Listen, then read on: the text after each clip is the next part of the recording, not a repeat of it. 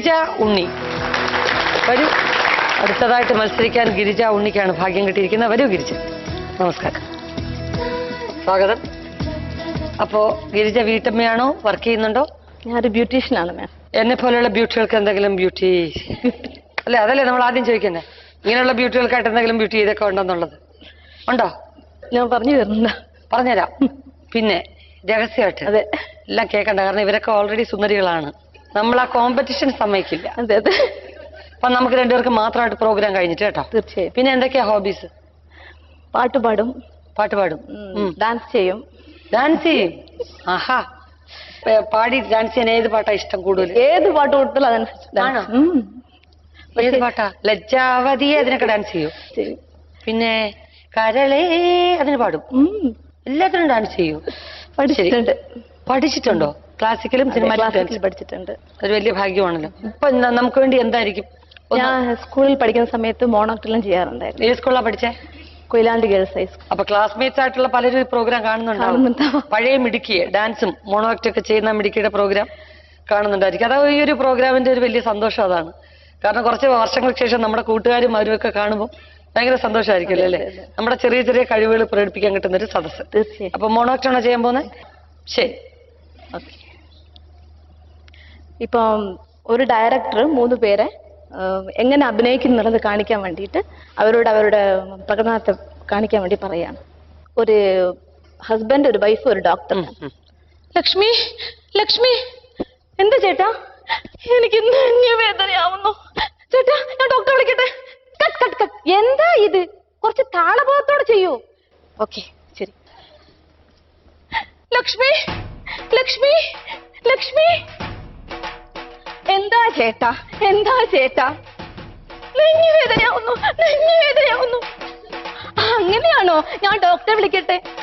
Doctor, doctor, എന്റെ ഹസ്ബൻഡിന് സുഖമില്ല ഡോക്ടർ. എന്താ പ്രശ്നം? എന്താ പ്രശ്നം?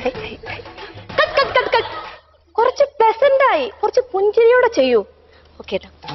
ലക്ഷ്മി, ലക്ഷ്മി. എന്താ ചേട്ടാ, എന്താ ചേട്ടാ? എനിക്ക് നെഞ്ഞുവേദനയാവുന്നു, നെഞ്ഞുവേദനയാവുന്നു. നെഞ്ഞുവേദനയോ? ഞാൻ ഡോക്ടറെ വിളിക്കട്ടെ? ഡോക്ടർ, ഡോക്ടർ, എന്റെ ഭർത്താവിന് നെഞ്ഞുവേദന. വേഗം വരൂ ഡോക്ടർ. കല്യാണം താൻ കെട്ടിക്കിട്ട് ഓടിപ്പോലാമോ, ഓടിപ്പോലാമോ? എന്താ?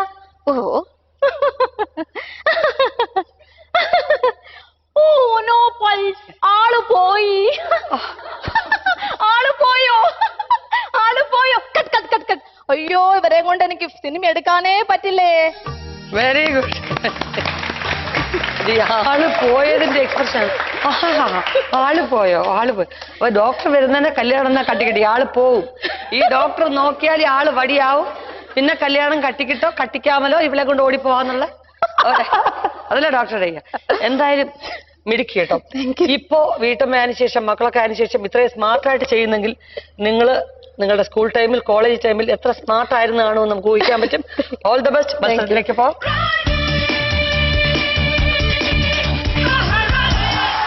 അപ്പോ ഗിരിജ ആദ്യം തന്നെ വിജയിക്കട്ടെ എന്ന് ആശംസിക്കുകയാണ്. ഗിരിജയ്ക്ക് വേണ്ടി ആദ്യത്തെ തിരശ്ശീല നീങ്ങുകയാണ്.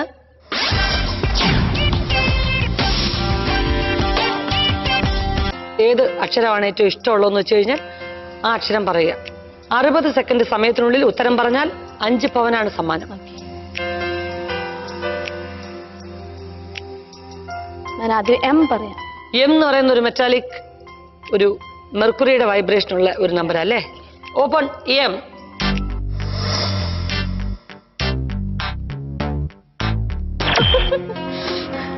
എന്താ സംഗതി? മനസ്സിലാവുന്നില്ല. ഒന്നും മനസ്സിലാവുന്നില്ല. ഒന്നും മനസ്സിലാവുന്നില്ല എന്നുള്ളതല്ല, കണ്ണ്. ഒരു വ്യക്തിയുടെ കണ്ണിന്റെ ഒരു ചെറിയ ഭാഗമാണ് കിട്ടിയിരിക്കുന്നത്. ആ ഒരു കണ്ണിന്റെ ചെറിയ പോർഷൻ കൊണ്ട് വിദഗ്ധമായിട്ട് ആ വ്യക്തി ആരാണെന്ന് മനസ്സിലാക്കാൻ സാധിക്കുന്നുണ്ടോ? അറ്റ്ലീസ്റ്റ് അതൊരു പുരുഷനാണോ സ്ത്രീയാണോ എന്നെങ്കിലും കണ്ടുപിടിക്കാൻ സാധിക്കുന്നുണ്ടോ? പുരുഷനാണെന്നാണ് എന്റെ ഒരു ഗസ്സിങ്. പുരുഷനാണ് എന്നാണ് ഗസ് അല്ലേ? ആദ്യത്തെ ഗസ്. പക്ഷെ എന്തെങ്കിലും ഉത്തരം പറയുന്നുണ്ടോ? ഇല്ല ഇല്ല ഇല്ല, സോറി, പറയുന്നില്ല. 60 സെക്കൻഡ് സമയമുണ്ട്. നല്ലോണം ആലോചിച്ചോളൂ. ആ കണ്ണിന്റെ ഒരു എന്തായാലും പുരുഷനാണെന്ന് പറഞ്ഞ സ്ഥിതിക്ക് ഒരു ഇമ്പിരി കണ്ണിന്റെ ഉടമ ആരാണാവോ? ഗസ് ചെയ്യാൻ പറ്റുന്നുണ്ടോ? ഇല്ല മാം. രണ്ടാമത്തെ ഓപ്ഷനിലേക്ക് പോവാണോ? അതെ മാം. അപ്പൊ നോക്കൂ കേട്ടോ, ഇനി അടുത്ത ഏത് ലെറ്റർ ഓപ്പൺ ചെയ്താലാണ് അടുത്ത കണ്ണ് കിട്ടുന്നത് അല്ലെങ്കിൽ മൂക്ക് കിട്ടുന്നത്, ഏതായിരിക്കും എളുപ്പം എന്നുള്ളത് ആ പൊസിഷൻ നോക്കിയിട്ട് വേണം പറയാൻ. എൽ തന്നെ എടുക്കാം മാം. നല്ലോണം ആലോചിച്ചിട്ടാണോ പറയുന്നത്?